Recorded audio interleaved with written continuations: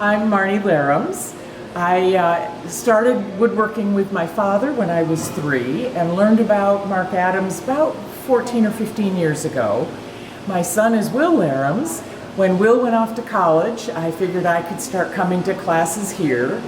So I did. I started with a Mitch Kahanic furniture restoration class and have taken almost one of everything in the last 10, 12 years. I gave my son Will a birthday present one year of a class for Marc, and Will asked me to come to the class with him, so I did. Started out the class that Will was my son, and by the time we were done with the 1-week class, I was Will's mom.